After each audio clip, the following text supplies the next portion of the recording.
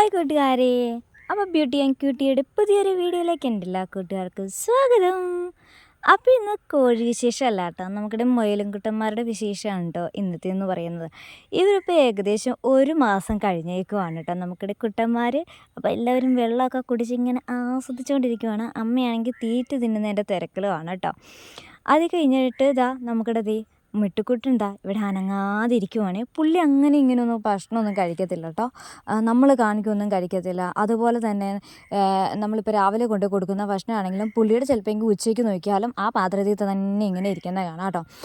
പുള്ളിക്ക് അങ്ങനെ ഭക്ഷണപ്രിയനൊന്നുമല്ല കാര്യം എന്നാ. അതേസമയം അമ്മ മുയലെന്ന് പറഞ്ഞു കഴിഞ്ഞ് കഴിഞ്ഞാൽ കുറച്ചുകൂടെ ആക്റ്റീവാണ്.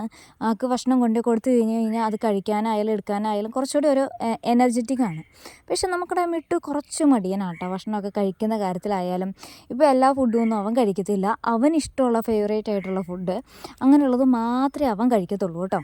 നമുക്കിടെ കുഞ്ഞു മക്കൾ ഇതേണ്ട അമ്മയുടെ അടുത്ത് ചെന്നിട്ട് ദാണ്ടെ അമ്മയ്ക്ക് കൊടുക്കുന്ന പുല്ലൊക്കെ പതുക്കെ കഴിച്ച് തുടങ്ങിയിട്ടുണ്ട് കേട്ടോ.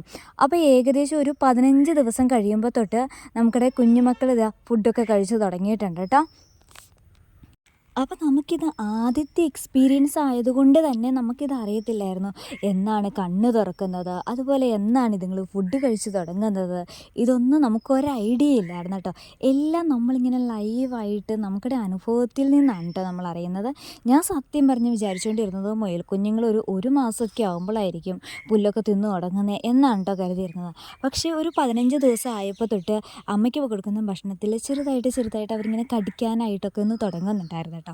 അപ്പോൾ ഞാൻ വീഡിയോ എടുത്ത് നോക്കിയപ്പോഴത്തേക്കും പല വീഡിയോസിൽ ഇങ്ങനെ കണ്ടു 15-16 ദിവസമൊക്കെ ആകുമ്പോഴത്തേക്കും കുഞ്ഞുങ്ങൾ ഭക്ഷണമൊക്കെ കഴിക്കുന്നു. അപ്പോൾ ഇത് അടുത്ത ദിവസത്തെ വീഡിയോ ആണ് കേട്ടോ. അപ്പോൾ കഴിഞ്ഞ ദിവസം നമ്മൾ ഫുഡ് കഴിക്കില്ല എന്ന് പറഞ്ഞതിൻ്റെ പരാതി തീർക്കാനാണോ അതോ ഫോൺ കണ്ട കാരണം ഇരിക്കട്ടെ എന്ന് കരുതിയിട്ടാണോ നമുക്കിടെ മിട്ടുക്കുട്ടൻ ഫുഡൊക്കെ കഴിക്കുന്നുണ്ട് കേട്ടോ. കൊട്ടയ്ക്കകത്ത് കയറിയിരുന്ന് ഫുഡ് കഴിക്കുന്നുണ്ട്. നമുക്കിടെ ചിന്നു ഞാൻ പറഞ്ഞല്ലേ അതേപോലെ തന്നെ അവൾക്കടെ ഡ്യൂട്ടി ചെയ്യുന്നുണ്ട്. ഇവിടെ ഒരാൾ പിണങ്ങിയിരിപ്പുണ്ട്, എന്താ പറ്റിയെന്നറിയത്തില്ല. ആളിങ്ങനെ പിണങ്ങിയിരിക്കുക. അപ്പോൾ കൈ കൊടുത്തപ്പോഴത്തേക്ക് ആൾ മണത്തൊക്കെ നോക്കുന്നുണ്ട്. പക്ഷെ ഒന്നും കിട്ടാനില്ലാത്തതുകൊണ്ട് ആൾ മൈൻഡില്ലാതെ പോയിട്ടോ. അപ്പോൾ കുഞ്ഞിനെ തൊട്ട കാരണം കൊണ്ട് ചിന്നുക്കുട്ടി ഒട്ടനെ ചാടി ഇറങ്ങി വന്നിട്ടുണ്ട്. എന്താ പരിപാടി കുഞ്ഞിനെ എടുത്തുകൊണ്ട് പോവുകയാണോ എന്നുള്ള രീതിയിൽ ചാടി ഇറങ്ങി വന്നിട്ടുണ്ട്. സത്യം പറഞ്ഞാൽ ഇവൾ പ്രസവിച്ച് കഴിഞ്ഞപ്പോൾ ഉണ്ടല്ലോ ഈ കുഞ്ഞുങ്ങളെ നോക്കുകയില്ല ഒന്നുമില്ലായിരുന്നു. എനിക്ക് ആകെ വിഷമമായിരുന്നേ. അയ്യോ എന്നെ കുഞ്ഞുങ്ങൾ മൈൻഡാക്കാത്ത എന്നൊക്കെ ഇങ്ങനെ സങ്കടപ്പെട്ടിരുന്നതാണ്.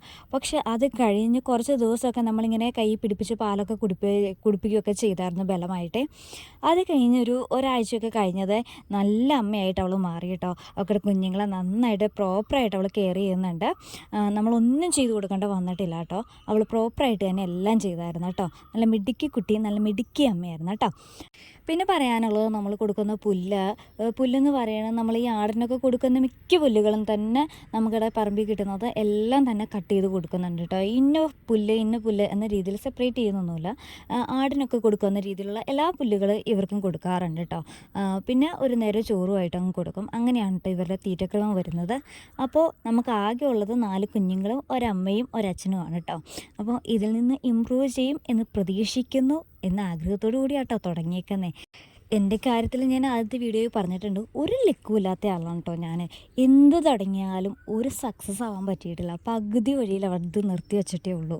അതുകൊണ്ട് തന്നെ ഇതിങ്ങളുടെ കാര്യത്തിലും എന്താകുമെന്ന് അറിയത്തില്ല. ഇനി ഇതിങ്ങൾക്കൊക്കെ എന്തെങ്കിലും അസുഖമൊക്കെ വന്നു കഴിഞ്ഞാലോ, അല്ലെങ്കിൽ കോഴിയുടെ കാര്യത്തിൽ ഇപ്പോൾ അസുഖം വന്ന് പെട്ടിരിക്കുവാണല്ലോ, അതുപോലെ ഇതുങ്ങൾക്കും എന്തെങ്കിലും അസുഖം വരുമോ ഒന്നും അറിയത്തില്ല. എല്ലാം നമ്മൾ ഫസ്റ്റ് ടൈം അല്ലേ, എല്ലാ അനുഭവം കൊണ്ട് പഠിക്കാനുള്ളതാണ്.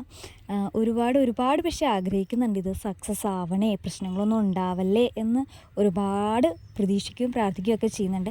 അപ്പോൾ നിങ്ങൾക്ക് അറിയാവുന്ന കാര്യങ്ങളൊക്കെ നിങ്ങളും ഷെയർ ചെയ്യുക. കാരണം ഫസ്റ്റ് ടൈമാണ്, ഒരുപാട് അറിവില്ലായ്മ ഉണ്ടാവും. അതുകൊണ്ട് അറിയാവുന്ന കാര്യങ്ങളൊക്കെ ഒന്ന് ഷെയർ ചെയ്യുക കേട്ടോ നമ്മൾ വീഡിയോ ചെയ്യുമ്പോൾ. അപ്പോൾ ഇന്നത്തെ വീഡിയോ എന്ന് പറയുന്നത് ഇത്രയേ ഉള്ളൂ. മറ്റൊരു വീഡിയോ വീണ്ടും കാണാം. അതുവരേക്കും ടാറ്റാ.